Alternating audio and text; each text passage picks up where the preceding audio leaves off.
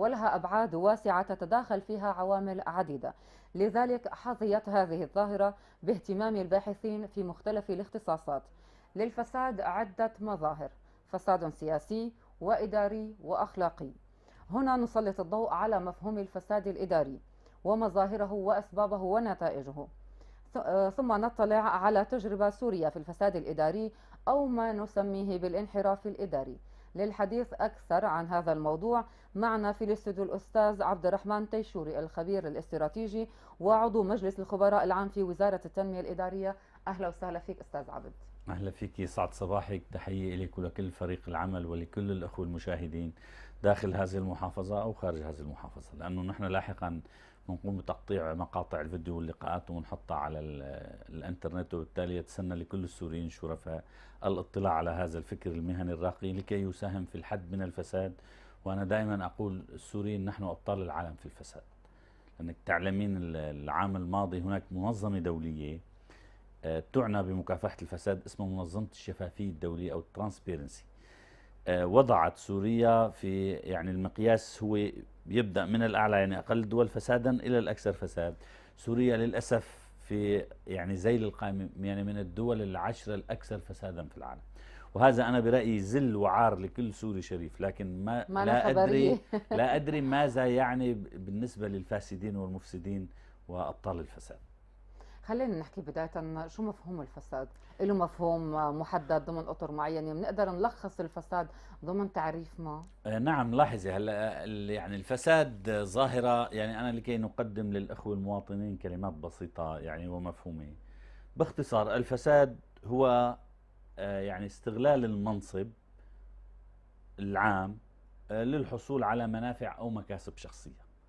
له مظاهر كثيرة جدا، مثلا يعني وجود سيارة المسؤول أنا بتقديري أمام صالون حلاقة السيدات يعني مع زوجته، هذا فساد. يعني عرقلة أمور المواطنين فساد. ابتزاز المواطن عندما يذهب لمراجعة جهة عامة أو دائرة عامة، أن نقول للمواطن مثلا تعال بكرة أو غدا، أيضا هذا فساد. عدم التزامنا بالدوام مثلا العام وبالوقت العام فساد. عدم إنجاز الخطة المقررة في أي جهة عامة أو شركة عامة، هذا أيضا فساد. فلذلك هناك مقاييس، يعني نحن للأسف أنا دائما أقول في سوريا أن نحن نعمل بشكل ضبابي غير قياسي وغير معياري على مبدأ سيري فعين الله ترعك. فأنا أوصف أحيانا بعض التوصيفات، وبعض السوريين يعني بعض السوريين يقولون لي أن هذه التوصيفات ظالمة يعني ولا تناسب الإدارة السورية. لكن أنا أقول لاحظي، لابد لنا من نظم عامة، يعني نظم لإسناد الوظائف، نظم للتقييم، نظم للقياس. وعندما نعمل بهذه النظم بالتالي نكون نحن نسير باتجاه مكافحة الفساد. الآن لاحظي، أحدثنا في سوريا وزارة للتنمية الإدارية والإصلاح الإداري، ومهمة هذه الوزارة يعني محاربة الفساد الإداري من خلال التنمية، من خلال المعايير، من خلال النظم. لكن حتى الآن شو تقييمك لعمل هذه الوزارة؟ حتى الآن لاحظي، أنا تقييمي الشخصي أن الوزارة لم تقدم أشياء ملموسة يعني ويمكن القبض عليها للناس.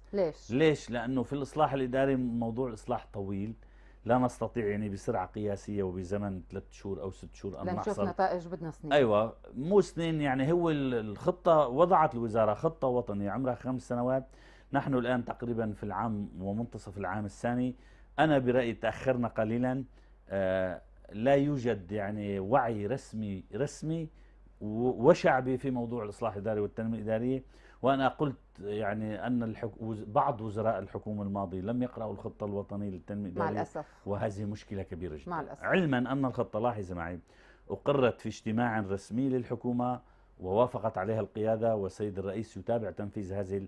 لكن أنا كنت أقترح أن يكون من بين التشكيلة الحكومية الجديدة 10 وزراء منحدرين من الإدارة، يؤمنون بالإصلاح الإداري، يؤمنون بالتنمية الإدارية، يقاتلون ضد الفساد الإداري. وهكذا أنا يعني من وجهة نظري كخبير يمكن أن نصل إلى نتائج ملموسة مقنعة للسوريين الشرفاء المتعطشين للإصلاح وللتغيير. طالما الوزارة عمرها 1.5 سنة وهلأ الحكومة عن جديد تشكلت، ليش ما تم الاقتراح؟ هلا بتعرفي يعني نحن في سوريا يعني كيف آليات تشكيل مثلا الوزارة كيف مثلا بنجيب المدير العام وهكذا. يعني المسائل لا كيف زالت يعني؟ لا اشرح لي اكثر. يعني كيف مثلا يعني نحن الآن آلية تشكيل لاحظي الحكومة بسوريا؟ الآن وزارة التنمية الإدارية ليست هي الجهة المهنية المعيارية التي تسمي المدير أو المحافظ أو الوزير، وإنما هناك جهات حزبية، جهات أخرى لا أعلم يعني من يسمي. فلذلك هذه مسألة تحتاج إلى حسم، تحتاج إلى دقة. مثلا مسألة ثانية الآن مثلا لاحظ إن احنا مثلا يعني جبنا أنت مع تغيير طريقة تشكيل تماما الحكومات في سوريا؟ تماما، انا مع تقترحوا تغيير طرق جديدة الطريقه مع لتغيير وضع معايير. الحكومات؟ اليوم مثلا لاحظي نحن جبنا مثلا مسؤول مهما على مستواه، وزير، مدير، محافظ، واعفينا هذا الوزير من منصبه يعني بدون محاسبه. هذا انا برايي غير مقبول. هذا يعني يجب مشكلة. نعفيه، نحاسبه، نعيد المال العام، لماذا اخطا، انا بدي منك اهداف محدده. نحن حتى الان لا زلنا نعمل بشكل كما قلنا بدون قياس، يعني بدون معايير. يجب أن نضع للمسؤول أهداف محددة. أنت مثلا يا وزير العمل مثلا خلال الأشهر الستة من ولايتك بدنا منك هدف 2 3 وبدنا نحاسبك بعد 6 شهور على هذه الأهداف. وهذا الأمر يجب أن يكون عام لكل الجهات العامة. يعني أنت بتقترح أنه الوزير من لما بيستلم الوزارة المفروض يكون عنده خطة تمام. عمل، يحاسب على هذه أيوة الخطط تماما. العمل، ليش ما تنفذت؟ تماما. لاحظي شو أنا المشاكل؟ امبارح على الفضائي السوري برنامج حديث الناس شاركت يعني بمداخلة تليفونية بحديث وقلت نفس الكلام. الآن لاحظي الأسبوع الماضي استقبل السيد الرئيس بشار الأسد القائد الإداري الأعلى للدولة ووجه الحكومة، وهو يفعلها في كل الحكومة. فأنا عدت إلى التوجيه الرئاسي للرئيس الأسد منذ حكومته الأولى في عام 2000 إلى حكومة المهندس خميس عام 2016 الأسبوع الماضي، ودونت ما هي التوجيهات التي وجه بها السيد الرئيس للحكومات السابقة، وطلعوا هن عبارة عن 14 أو 15 بند، ووضعتهم أيضا على صفحتي على الفيسبوك. لو نفذت الحكومات، لاحظي لو نفذت الحكومات، أنا يعني اعتبرت أن يجب أن يكون التوجيه الرئاسي هو المعايرة وهو الميزان وهو المقياس الذي نحاسب على أساسه الوزير والمحافظ أو أي صاحب منصب عام.